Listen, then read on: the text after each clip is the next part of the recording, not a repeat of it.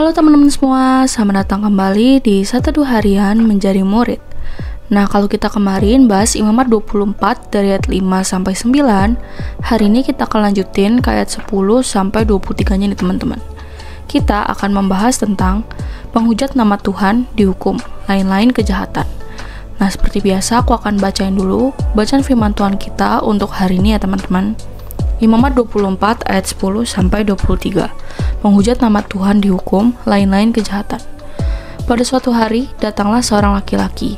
Ibunya seorang Israel, sedang ayahnya seorang Mesir, di tengah-tengah perkemahan orang Israel, dan orang itu berkelahi dengan seorang Israel di perkemahan.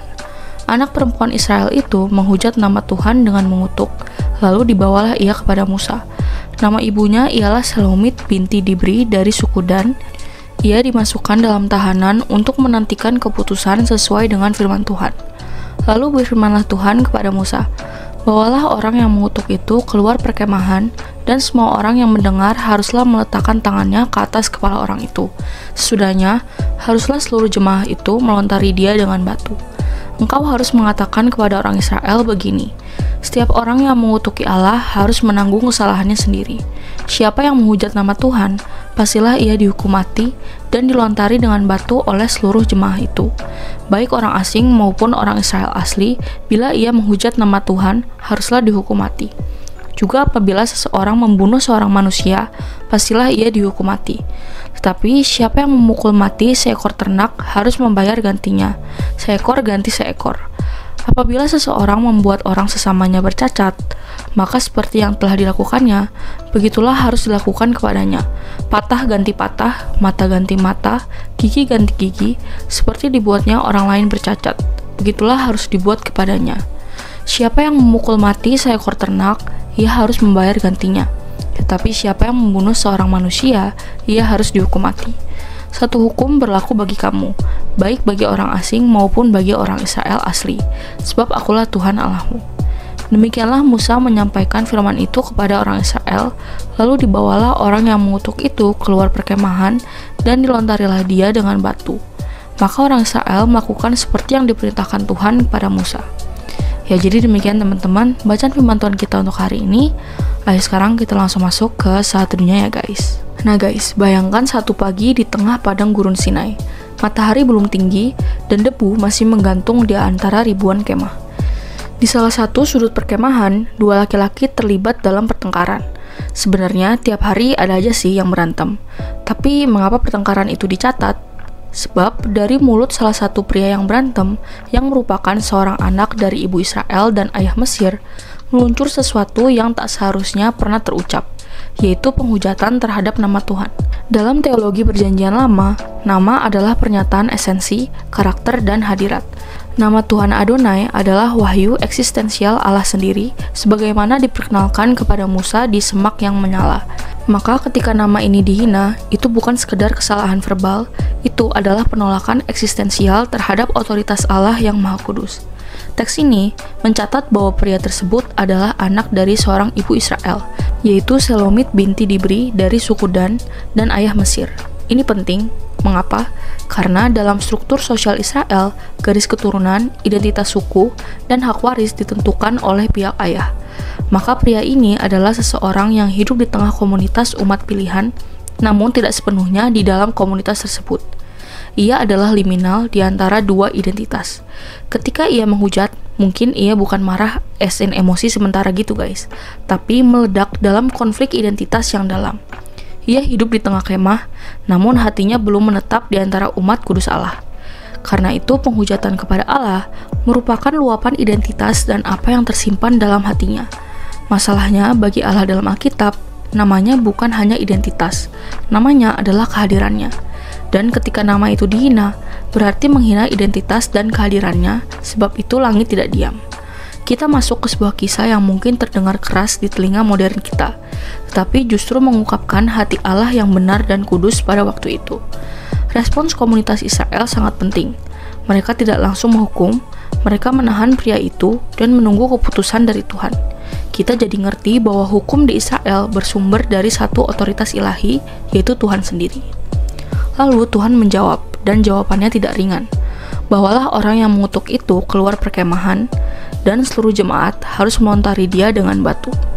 Perintah ini menggemakan prinsip dari Ulangan 17 ayat 6-7, yaitu saksi mata harus menumpangkan tangan mereka di atas si terdakwa sebelum eksekusi.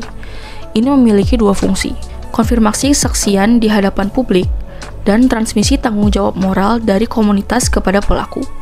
Menumpangkan tangan bukanlah sekedar simbol. Ini adalah pengakuan bahwa yang dilakukan pria ini mencemari komunitas. Penghujatan bukan hanya dosa pribadi, tapi kejahatan sosial yang mencemari tubuh umat Allah. Ayat-ayat berikut, yaitu 17-22, menyusun ulang prinsip keadilan. Mata ganti mata, gigi ganti gigi. Ini bukanlah lisensi untuk balas dendam, sebagaimana sering disalahpahami. Sebaliknya, ini adalah batasan hukum. Prinsipnya sederhana, namun sangat radikal dalam konteks zaman itu. Hukuman harus proporsional dengan pelanggaran, tidak boleh lebih, tidak boleh kurang. Dalam dunia kuno yang penuh dengan pembalasan tanpa batas, hukum ini menghadirkan keadilan yang berimbang dan bermartabat. Bahkan hewan pun mendapat keadilan dalam sistem ini. Menariknya, hukum ini berlaku sama bagi orang asing dan orang Israel asli. Ini adalah pernyataan mengejutkan, bahwa di hadapan hukum Allah tidak ada status istimewa. Keadilannya bersifat universal. Mantap sih. Kalau pria itu digiring keluar karena kesalahannya, Tuhan Yesus dengan memikul salib pernah digiring menuju Golgota untuk ditumpangi kesalahan umat manusia. Seperti dikatakan di Ibrani 13 ayat 12, Yesus juga telah menderita di luar pintu gerbang untuk menguduskan umatnya dengan darahnya sendiri. Dia yang tidak pernah menghujat, dituduh sebagai penghujat. Dia dihukum bukan karena dosanya, tapi karena dosa kita yang telah mencemari nama Allah dengan hidup yang tidak hormat. Perikop ini adalah miniatur dari kisah besar Alkitab, kekudusan Allah yang tidak bisa dikompromi, keadilan Allah yang tidak bisa dibeli, dan kasih Allah yang tidak bisa dihentikan bahkan oleh penghujatan. So sweet ya guys. Ya, jadi demikian teman-teman firman Tuhan kita untuk hari ini. Nah sekarang aku mau kalian buat merefleksikan nih guys. Nah, kita hidup di zaman di mana nama Tuhan bahkan menjadi bahan olok-olokan. Lihat aja media sosial, meme, banyak ya yang tidak menghormati nama Tuhan. Gak usah jauh-jauh dunia virtual, yang dekat dengan kita aja ada kok. Coba lihat aja di kehidupan kita sehari-hari. Kita bersumpah demi namanya tanpa sadar. Kita bernyanyi memuliakannya di hari Minggu, tapi hidup kita mencorengnya di hari kerja dalam realitas kehidupan sehari-hari. Mungkin kamu gak pernah menghujat dengan kata-kata seperti pria dalam Imamat 24. Tapi who knows, kamu menghujat dengan cara yang berbeda. Misalnya aja kamu menghujat dengan hidup yang kompromi. Perbuatanmu tidak selaras dengan apa yang kamu imani. Kamu menjadikan namanya aksesori, bukan otoritas. Kamu hidup seolah-olah kamu adalah pusat dan Tuhan hanyalah tambahan. Nah lalu, pertanyaan efektif untuk hari ini ada 4 nih guys. Yang pertama, apakah hidupmu benar-benar menghormati nama Tuhan, selaras antara perbuatan dengan hati dan dengan perilakumu? Lalu yang kedua, apakah kamu memahami bahwa kasih Allah tidak permisif tapi kudus? Lalu yang ketiga, apakah kamu hidup seolah-olah Injil membebaskanmu dari ketaatan? Dan yang terakhir, apakah kamu sungguh mengerti bahwa kita semua adalah penghujat yang diampuni karena ada satu pribadi yang dihukum atas penghinaan yang tidak ia lakukan? Seperti biasa, teman-teman boleh jawab sendiri, atau kalau mau komen di bawah jawaban kalian juga boleh banget guys. Ya, jadi segitu aja teman-teman satu kita untuk hari ini.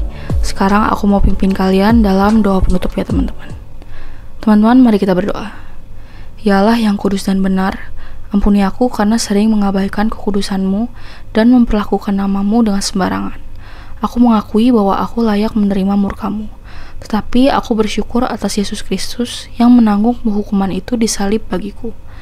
Biarlah hidupku menjadi persembahan hormat bagi nama-Mu, selaras antara kata, kasih, kesetiaan, dan ketundukan kepada firman-Mu. Kuduskanlah aku dan mampukan aku untuk hidup memuliakan nama-Mu di tengah dunia yang mencemarkan Engkau. Amin. Tetap semangat guys, Tuhan Yesus beserta kita. Thank you for watching and see you in the next video. Bye-bye.